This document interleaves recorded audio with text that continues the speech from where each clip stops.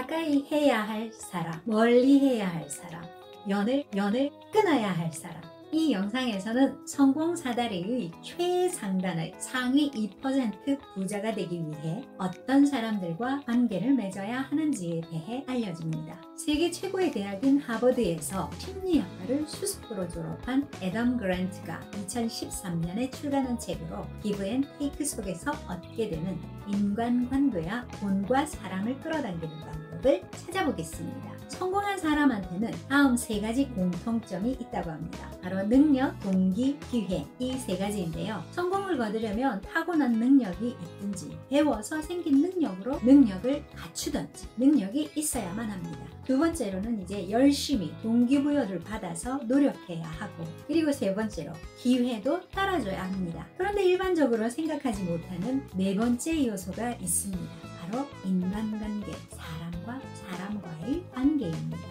성공, 즉 돈을 벌려면 우리는 계속해서 선택을 해야 합니다. 이 선택이라는 건 특히 주고받는 관계에서 결정을 잘 해야 합니다. 상대에게 얻을 수 있는 것을 최대한 얻을 것인가, 아니면 반대로 내가 상대에게 어디까지 퍼줘야 할까. 가족관계든 직장생활이든 친구관계든 많은 관계들을 맺으며 우리는 살아갑니다. 이런 관계들을 하다 보면 퍼주는 사람도 있고 퍼가는 사람도 있죠. 조금 이기주의적 면모를 보이며 최대한 테이킹만 하는 사람을 이 책에서는 테이커라고 표현합니다. 퍼주는 사람은 기버라고 합니다. 테이커들은 사실 관계를 자기에게 맞게 조금씩 왜곡해서 마음대로 해석하기도 하고 자신의 이익을 우선시합니다. 잡아먹지 않으면 잡아먹히는 그런 경쟁의 장으로 봅니다. 성공하려면 남들보다 뛰어나야 한다고 생각을 하죠. 여기까지만 들어보면 매우 나쁜 사람들처럼 여겨질 수도 있습니다만, 평범한 테이커는 이기적이고 사악한 사람이라기보단 조심스럽고 자기 방어적인 자세가 더 강할 뿐입니다.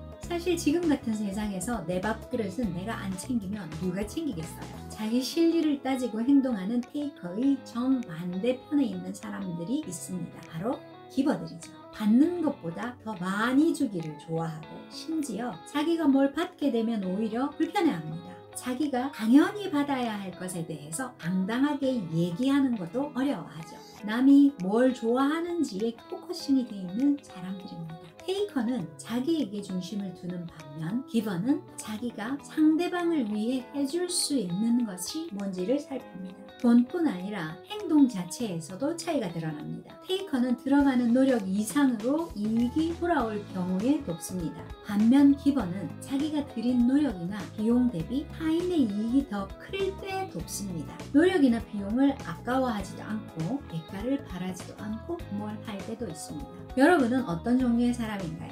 나는 이런 때도 있고 저런 면도 있는데 양쪽 다 아닌데, 이렇다면 아마 여기에 속할 겁니다. 거의 대부분의 사람인 6에서 70% 정도는 여기에 속한다고 합니다. 세 번째, 바로 내처입니다. 공평함을 원칙으로 삼고 받은 만큼만 되돌려줍니다. 받은 건 갚고 호의를 주고받는 사이가 인간관계다. 이렇게 정의하는 사람들, 이런 사람들이 바로 내처입니다. 성공의 사다리를 만들어 보겠습니다. 위로 갈수록 성공한 사람이고 아래에 있을수록 성공이 어려운 유형의 사람들입니다. 이 분포에서 가장 하층을 깔고 있는 계층은 누구일까요? 바로 기버입니다. 가장 하층의 기버와 테이커의 평균 수입은 대략 14% 차이가 납니다. 그러니까 기버의 수입이 100이면 테이커의 수입은 114가 됩니다. 그리고 기버는 사기 등의 피해자가 될 위험이 2배나 높습니다. 성공 사다리의 가장 하층에 있는 기버들은 실력과 영향력을 실제 자기 역량에 비해 22%나 저평가받습니다. 그러면 이 성공 사다리의 최상위층에는 누가 있을까요? 거기에는 테이커가 있을까요? 다행히도 테이커는 그 위에 없습니다. 테이커의 자리가 아닙니다.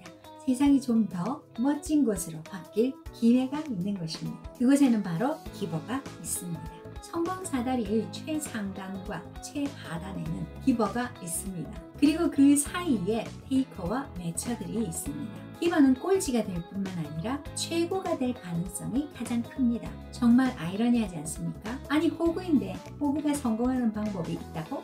여러분 스스로가 만약에 기버에 가깝다고 생각한다면 지금부터 이 방법을 잘 들어보시기 바랍니다. 성공 사다리의 하단에서 최상단으로 가는 방법, 인간관계의 균형을 맞출 뿐만 아니라 성공에 이르는 방법을 알려드립니다. 힘 있는 호구, 즉 사다리 상단의 기버가 되기 위해선 남의 이익이 아니라 내 이익도 같이 생각하는 연습을 해야 됩니다.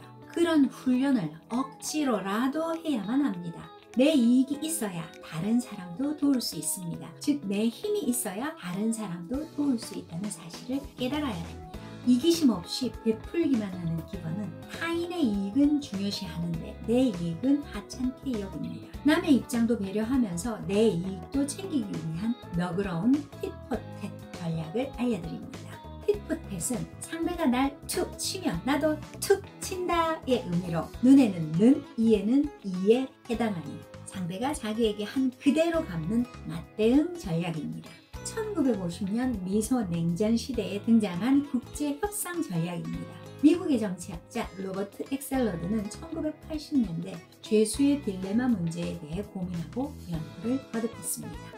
1984년 그가 출간한 그의 책 협력의 진화 The Evaluation of Cooperation에서 이 맞대응 전략에서 가장 효과적인 방법을 발견합니다. 공범인 죄수 2명이 분리된 상태에서 자신에게 유리한 선택을 하는 과정을 그린 죄수의 딜레마를 예시로 듭니다. 자기에게만 유리한 적대적인 선택을 통해 풀려날 것이냐, 상대방을 위한 이타적인 선택으로 묵비권을 지키다 최고 역량을 받을 것이냐. 이것을 게임으로 만들어 컴퓨터를 활용한 모의 시뮬레이션 대회를 열었습니다. 협력이냐 배신이냐의 문제를 200회의 양자택일 문제로 선택하고 결과적으로 가장 높은 점수를 얻는 팀이 승리하도록 만들었습니다. 양쪽이 협력할 경우에는 3점을 얻고 한쪽이 협력하고 한쪽이 배신하면 이기는 쪽이 5점을 얻고 지는 쪽이 0점을 얻고 감옥에 갇히게 됩니다. 양쪽이 둘 다 배신할 경우에는 각자 1점씩을 얻는 방법입니다. 이 대회 결과는 어찌 되었을까요? tit-for-tat 전략을 사용해서 우승한 토론토 대학의 라파포트 교수 팀이었습니다. 500점을 넘기며 1위를 차지하게 된 것입니다. 이 전략은 상대의 전략을 그대로 카피하는 전략입니다. 초기 게임을 진행할 때에는 한 번도 상대보다 좋은 점수를 얻지 못합니다. 상대방의 전략을 보고 따라하는 방법이기 때문에 초기에 저조한 점수를 쌓지만 누계 점수를 합산하면 최종적으로 이기게 됩니다. 배신을 하면 응징이 뒤따르고 협력하면 반드시 보상되는 프로그램이기 때문에 이것을 명확히 알게 된 상대는 협력을 선택하게 되고 결과적으로 모든 사람이 협력하게 되었기 때문에 이기게 되는 것입니다. 눈에는 눈, 이에는 이인 매처의 전략을 기버 버전으로 가져오는 것입니다. 똑같이 tit-for-tat인데 서너 번에 한 번쯤 상대의 잘못을 알면서도 용서해주는 전략입니다. 실수 한 번으로 완전히 돌아서지는 않는 전략인 거죠. 계속 봐주기만 하면 습관이 되어 돌아올 수 없게 됩니다. 너 왜 그래? 평소에 안 그러더니 갑자기 왜 그러니? 하면서 이상한 사람으로 취급당해 본 적 있으신가요? 자기가 잘못해놓고도 한번 눈 감아주면 다음에도 또 당연히 눈 감아주길 기대합니다. 그때는 눈 감아주면 안 됩니다. 기버들은 매처의 태도를 배울 필요가 있습니다. 자신에 대한 개념이 단단한 기버가 성공 사다리 최상위층에 분포하고 있습니다. 그들은 사람의 필요를 채워주고 기버가 되어 살며 성공 사다리의 꼭대기에서 세상을 이끌어갑니다. 간단하게 확률적으로 예를 들어보겠습니다. 세상에는 매처들의 분포가 6에서 70%로 가장 많습니다. 맞대응 전략으로 살아가는 사람이 가장 많은 세상입니다. 테이커는 매처보다 작고 기버는 테이커보다 더 작습니다. 매처는 기버를 만나면 도움을 줍니다. 기버도 기버를 만나면 도움을 줍니다. 테이커는 기버를 만나면 빠르게 성장합니다. 빠르게 성장한 다음에 또다시 기버를 만날 확률은 엄청나게 줄어듭니다. 매처가 가장 많기 때문에 그렇습니다. 올라갈수록 확률이 줄어드는 겁니다. 그리고 매처는 눈에는 눈, 이에는 이 맞대응 전략을 사용하기 때문에 올라온 테이커를 응징합니다.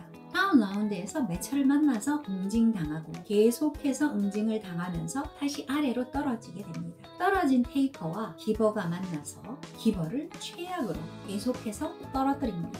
바닥에는 기버가 깔리게 됩니다. 이 테이커와 기버가 깔린 바닥, 최악의 상황을 벗어나야 합니다.